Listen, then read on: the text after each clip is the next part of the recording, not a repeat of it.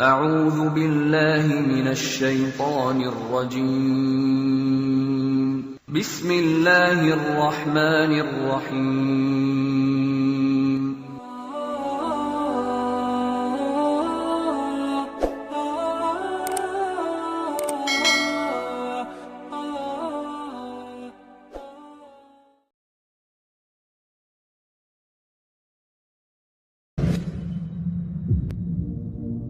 What are we doing here? And where are we gonna go? It's like we just woke up one morning and then it's welcome to the show. Don't ask any questions, just go with the flow. Make as much money as you can and try your best not to get broke. Copy everything you see on the TV, from the hairstyles to the clothes, and don't think too often, just do exactly as you're told. And if you ever get confused, then just turn towards the alcohol. You'll still hear your thoughts, then just turn up the radio as you learn to live a lifestyle of drugs, sex, and rock and roll. But in all honesty, I just need to know, is there more to the cycle than growing and getting old? Living and dying just to leave behind a happy home and a whole lot of property that somebody else is going to own. I just really need to know before the casket's closed, 'cause I'm not willing to gamble with my soul, nor am I ready to take any chances. These are just simple life questions and I'm just searching for some answers. Like, what are we doing here? And what is our purpose? How did we get here, and who made us so perfect? And what happens once we go, or is this world all really worth it?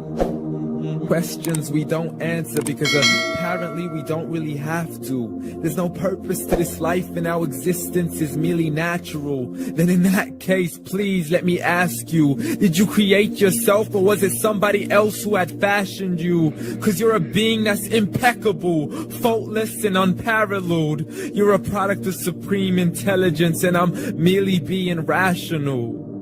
For there isn't a camera on this earth that can come close to the human eye, nor a computer that can compete alongside the human mind. And if the whole world was to come together, we wouldn't be able to create a single fly.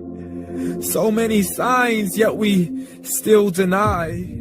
As science tries to justify that all this could come from none, when it's a simple sum. 0 plus 0 plus 0 cannot possibly ever give you 1. So from where did all this order come? For everything has its origins, a maker, a creator of its own. I mean, the only reason you're watching this video is because somebody had to press upload. So we can believe in the Big Bang, but I'd rather believe in He who caused it to explode. Allah, the creator of everything along with every single soul. The ever-living, the master, the only one who is in control. Unlike his creation, beyond our imagination. And no, he's not a man, nor does he have any partners in association. He's on his own. And no, he did not ever leave us alone. Just like every manufacturer, he left us with an instruction manual. The Quran and Islam, and I'm sorry to jump to conclusions, but it's the only one possible. The only definition of God is the one and only supreme being. It's logical, a book with 0 contradictions, with miracles that are both scientific and historical, all revealed over 1400 years ago. Like the detailed description of the human embryo. The descriptions of the human embryo in the Quran cannot be based on scientific knowledge in the 7th century. To the mountains as pegs holding firm the earth below, and the 2 seas that don't mix in a complete separate flow. To the planets in orbit, alternating night and day as they stay in flow. The expansion of the universe and the creation of everything from H2O. To the stories of the past and the preservation of Pharaoh. To identifying the lowest point in the land where Persia defeated Rome.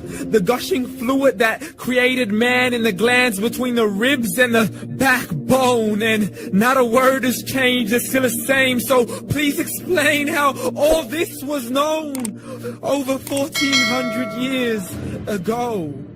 to a man who couldn't read or write as he would recite whatever the angels spoke. And if you still don't believe, please try to come up with something that's even close.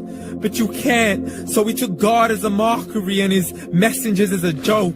Muhammad could not read or write.